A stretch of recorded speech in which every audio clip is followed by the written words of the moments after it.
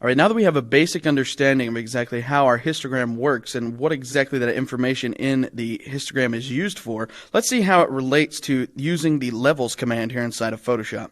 I'm going to go ahead and I'm going to reset my workspace to the default workspace by going to Window, Workspace, Default Workspace. And now what I'm going to do, I'm going to go ahead and I'm going to bring up the histogram panel over here on the right hand side just so we can see that over there in the right. And you'll notice here it's still giving me that warning that we are clipping some information in the highlights. So that just is letting me know that we are clipping those highlighted areas, mostly here in the clouds and probably some in the teeth of this dragon here. So we need to be aware of that as we're making our edits here. So let's go ahead and we'll open up the levels dialog box. I'll go ahead and hit Control L on the PC, Command L on the Mac, and that's going to bring up the levels dialog box here. And what we're going to do is I'm going to move this out of the way. And you'll notice inside the levels dialog box here, you get the exact same histogram that you have in your image. So this histogram over here is actually represented right here in the levels dialog box itself. So what we get is actually a live updated preview of exactly what we're doing to the overall tonal distribution of our image right here inside the levels dialog box. And it's actually probably my favorite way to work inside of Photoshop when adjusting the tonal ranges of an image.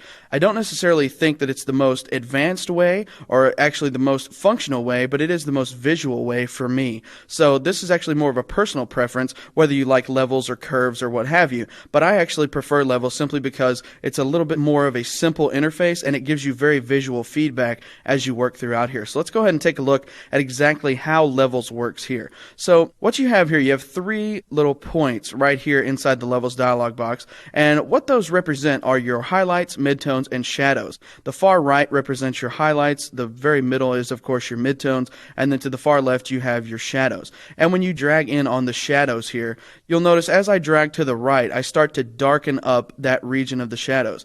And as I drag in, I'm actually increasing the amount of shadows in the image. So I'm saying anything that is less than 59% gray is going to be completely black. So what you need to do, you need to be aware of your level of tonality as you're working throughout these images so that you can better understand exactly what these little sliders are doing. For instance, right now, when I have this set to the default, it's going to say everything that is 0 is completely black. Everything that is right at 1.0 is neutral gray, and everything that's 255 is completely white. So what we're going to do is we're going to try to distribute these tones a little bit better using these sliders to get a more evenly toned out image. For instance, I know that I'm a little light in the highlights and I'm also quite a bit lighter in the shadows than they need to be. So we do need to darken up those shadows a little bit. So let's go ahead and drag this into the right a little bit.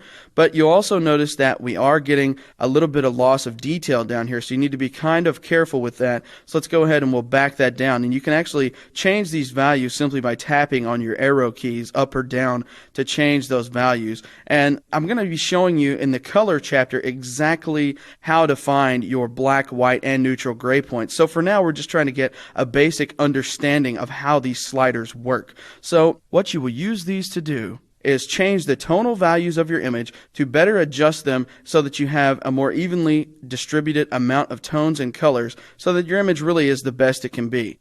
Also, you have down here at the bottom your output levels, which determines exactly how light or dark the image is overall. For instance, if I want to darken this image up overall, I can take this white output slider here and I can start to drag it back, and I can drag it to the left like this, and it will darken up the entire image like so. So the output value is a great way of making global adjustments here for your entire image. Same is true for the black output. If I want to say that I want to lighten the image up, I could just simply take out some of the black output here and make the black levels a little bit lighter in the image. Now obviously I don't want to do that for this particular photograph, so I'll just go ahead and I'll reset that back to the left like so.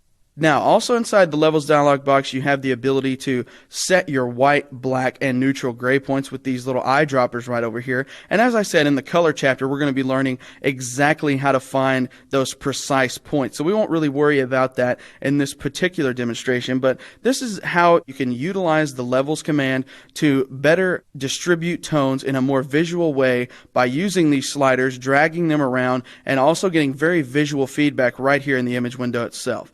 So now let's go ahead and we'll escape out of the Levels command and we'll start our look at curves.